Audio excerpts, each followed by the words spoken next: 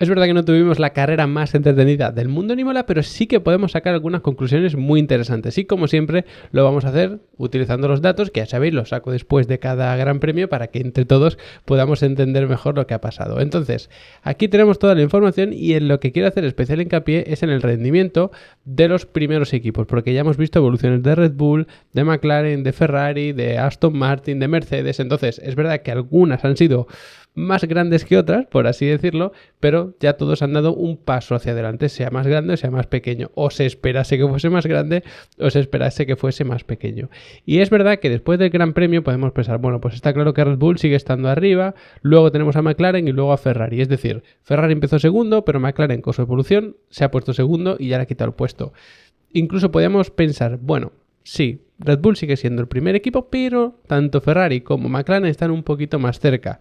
Pero si nos fijamos en los datos, realmente esto último sí que es cierto, pero quizá no sea tan cierto que McLaren está un paso por delante de los de Ferrari. Habrá que ver, por supuesto, los siguientes grandes premios cuando nos encontremos curvas de diferente forma.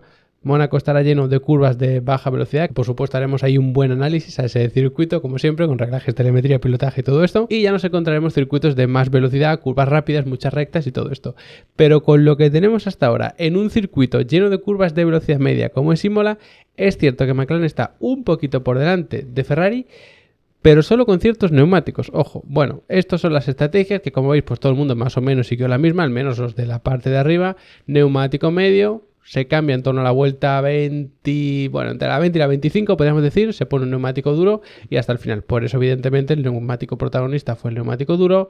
La tanda más larga se dio con el neumático duro, pero con el medio también se podían dar muchas vueltas, como demostró, por ejemplo, Stroll, que salió con medio y luego utilizó menos el duro que el propio neumático medio, pero es verdad que la degradación, ahora lo analizamos, no fue muy normal y tampoco muy alta precisamente.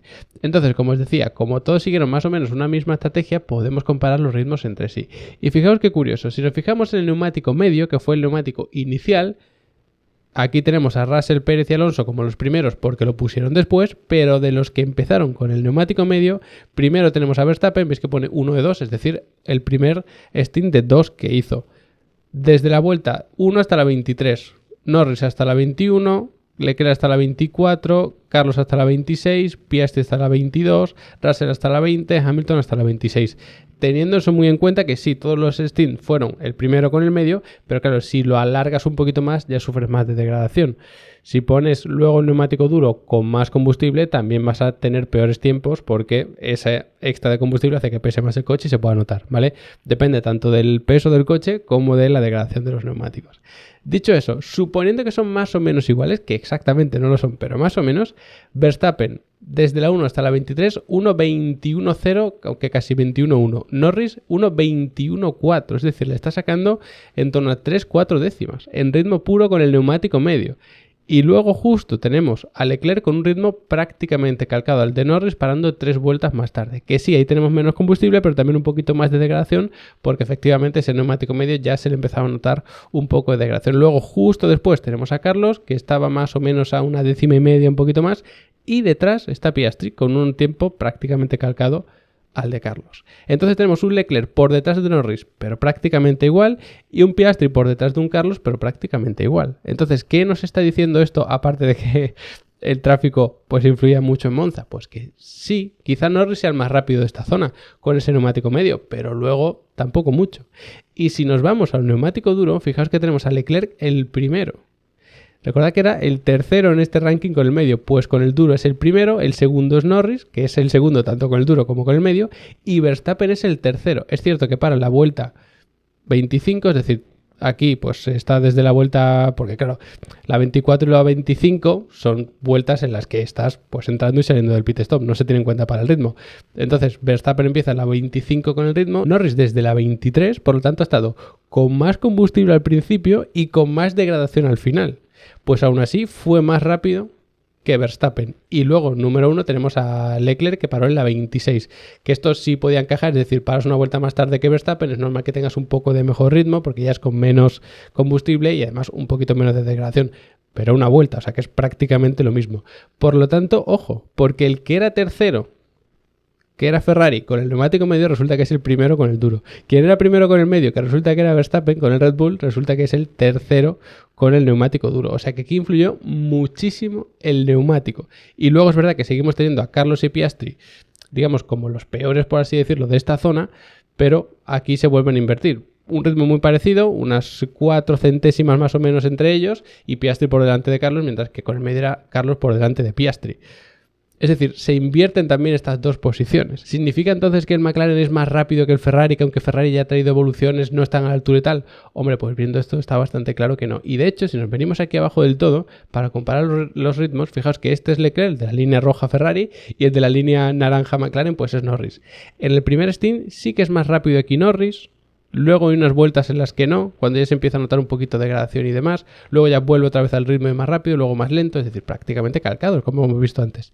Y en el siguiente stint, el más largo, con el duro, fijaos que al principio Leclerc es más rápido, hay una vuelta 2 en las que no, pero luego sigue siendo más rápido, pero llega un punto, sobre todo a partir de la segunda mitad del stint, que es cuando le están diciendo a Norris, los demás están desgastando más los neumáticos, tú vas mejorando la gestión de los neumáticos para la estrategia y demás. Justo en las últimas vueltas, fijaos que desde la 53 más o menos, es decir, las últimas 10 vueltas, Norris sí que es bastante más rápido que Leclerc. Entonces, sí, los ritmos son calcados, pero gracias a que Norris iba más rápido al final y Leclerc un poco más rápido al principio. ¿Por qué sale mejor el ritmo de Leclerc? Porque claro, estas vueltas, digamos que son bastantes más vueltas, y encima aquí hizo 2 vueltas especialmente malas que pueden ser por tráfico y demás, y esas por el ritmo puro no se tienen en cuenta. Así que, ojo, porque están mucho más cerca. Y si encima metemos en la ecuación a Verstappen, en otros grandes premios lo que veíamos es la línea azul del Red Bull, pues por aquí abajo tranquilamente, como en otro mundo. Y de hecho algo así pasa en el primer stint. Fijaos que aquí sí que se puede apreciar cierta diferencia, sobre todo al final, en las últimas 5 vueltas de ese neumático medio. Vemos que casi que la distancia que hay entre Norris y Leclerc, la hay también entre Norris y Verstappen, pero hacia abajo.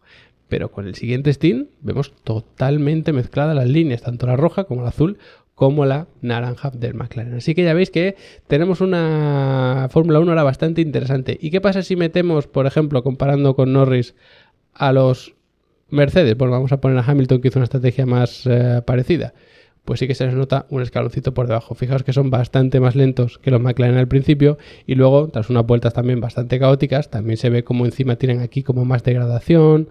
En fin, no estaban en esta carrera a la altura. Y podríamos comparar también quizá los Aston Martin, pero claro, tenemos un Alonso fuera de carrera totalmente porque salió último, bueno, desde el pit lane de hecho, encima tuvo que hacer una estrategia rarísima, no podemos comparar su ritmo. Y Stroll es verdad que estuvo también todo el rato detrás de otros pilotos, hizo una estrategia a la inversa, entonces muy difícil comparar. Podríamos decir, ostras, segundo y medio le saca el McLaren al Aston Martin. Sí, pero en carreras distintas, porque el McLaren estaba adelante pudiendo tirar casi todo lo que quería, y Stroll estaba atascado tras otros pilotos. ¿Quita eso que Stroll no debería haber clasificado mejor o que Alonso debería haber clasificado mejor? Pues evidentemente ambos podían haber clasificado mejor. Sobre todo Alonso, que tuvo esa salida en Q3 y al final pues salía desde el pit lane. Pero sí que es cierto que da la sensación de que ahora mismo están bastante cerca los 3 equipos de arriba, y luego descolgados tenemos a los Mercedes y a los Aston Martin, que no diría que Aston Martin es peor como tal que Mercedes, pero sí que no hemos podido ver su ritmo real en esta carrera. Así que, por lo menos, buenas noticias. La Fórmula 1 creo que está en un momento bastante interesante en el que se puede ver cualquier cosa. Recordad que el fin de semana que viene es el Gran Premio de Mónaco y ahí la clasificación es fundamental. Si clasificas delante, puedes mantener tu posición. Es complicadísimo adelantar en todo el circuito, y encima la recta de meta hasta la primera frenada es cortísima. Así que mucho ojo con la salida, que si se te cuela incluso un Aston Martin o un Mercedes te puede complicar la carrera y llevarse la victoria o algún podio. Aunque no les corresponda por ritmo, como digo. Y por supuesto, si es un Ferrari o un McLaren, podría batir perfectamente al Red Bull. Sé que no fue la carrera más bonita del mundo ni la más entretenida, pero bueno, vamos a intentar quedarnos al menos con la parte positiva.